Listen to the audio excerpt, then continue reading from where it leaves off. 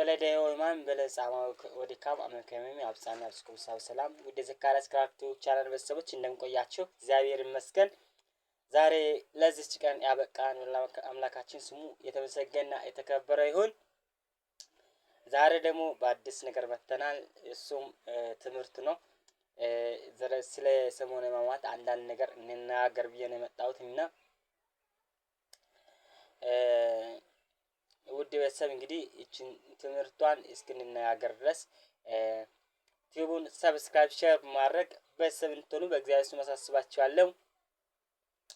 በሰሞነ ሕማማት መደረግ ያለባቸውና መደረግ የሌለባቸውን ነገር እንነጋገራለን። ውድ ቤተሰብ እንግዲህ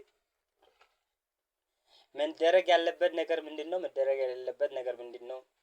ለምንድነው የምናደርገው የሚለውን ነገር እንነጋገራለን። ውድ ቤተሰብ እንግዲህ በመጀመሪያ ከዛም ፊት ሰብስክራይብ ሼር በማድረግ እንድታበረታቱን በእግዚአብሔር ስም እናሳስባችኋለን። ውድ ቤተሰብ በመጀመሪያ መደረግ ያለባቸው በሰሞነ ሕማማት መደረግ ያለባቸው ነገሮች በመጀመሪያ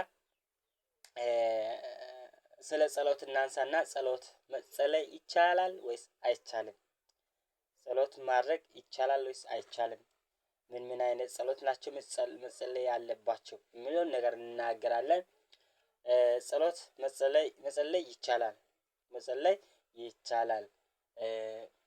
በሰሞነ ሕማማት አብዛኛው መጸለይ የሚፈቀድ የሚጸለየው ጸሎት መዝሙረ ዳዊት ነበር። መዝሙረ ዳዊት እና የሰሞነ ሕማማት መጽሐፍ ብቻ ነበርና ውዳሴ ማርያምንም ሰነ ጎልጎታንም የትኛውንም ጸሎት መጸለይ ይቻላል። መጸለይ የማይቻልበት ቦታ ልንገራችሁና መጸለይ የማይቻልበት ቦታዎች ትንሣኤ ሙታን የሚለው ላይ አይጸለይም። ጸሎተ ሃይማኖት እየጸለይን ሄደን ትንሣኤ ሙታን የሚለው ላይ እናቆማለን ማለት ነው። እና ሕማሙ ትንሣኤውን ሙታን የሚለውን ነገር የሚናገረን ጸሎት አናደርግም። ከዛ ውጪ ያሉትን እናደርጋለን እንጸልያለን ማለት ነው። ውድ ቤተሰብ ማማተብ ይቻላል ወይስ አይቻልም? ማማተብ ይቻላል። ማማተብ ይቻላል። ምክንያቱም ማይጸለዩ የካህናት ጸሎት ማለት ካህናት ፍታት አይቻልም ማለት ፍታት ማድረግ አይደረግም። እና ትንሣኤ ሙታን ፍታት በሰሞነ ሕማማት አይደረግም። ማማተብ ግን ይቻላል። ማማተብ ግን ፍታት አይደለም። ሁሉም ነገር የምናደርገው በብሉይ ኪዳን ወይም ዘመነ ኦሪትን ለማስታወስ ነው ማለት ነው። እና ውድ ቤተሰብ በኦሪት ጊዜ የተደረገውን ለማስታወስ ነው የምናደርገው ኃጢአት ሆኖም አይደለም። የጌታችን መድኃኒታችን ኢየሱስ ክርስቶስን ሕማሙን ለማስታወስ ነው ጫማ የምናወልቀው ሀዘን የምንለብሰው ማለት ነው።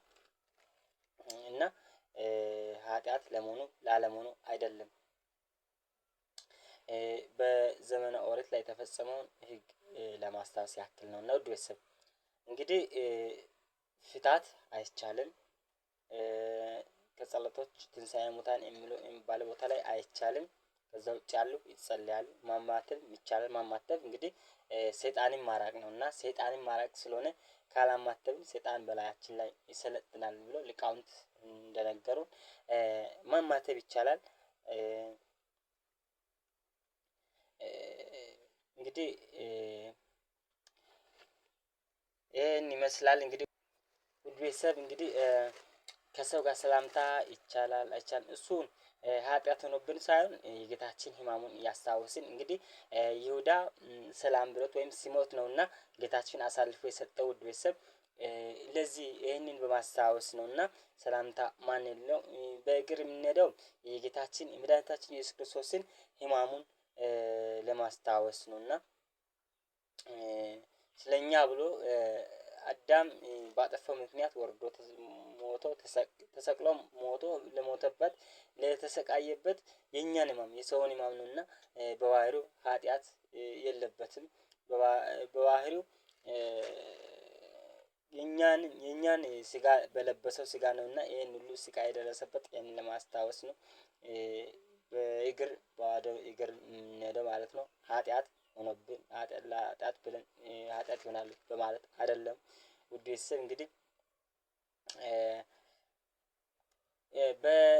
እንግዲህ ይህንን የኦሪትን ህግ ለማስታወስ ያክል ነውና ይህንን ሁሉ የምናደርገው ማለት ነው። ውድ ቤተሰብ ይህን ይመስላል። በቀጣዩ ቪዲዮ እስክመጣ ድረስ ዩቲዩብን ሰብስክራይብ፣ ሼር ያደርጋችሁ እንድትቆዩ በእግዚአብሔር ስም አሳስባችኋለሁ። ይቆየን። ሰላም እግዚአብሔር ከሁላችን ጋር ይሁን። አሚን።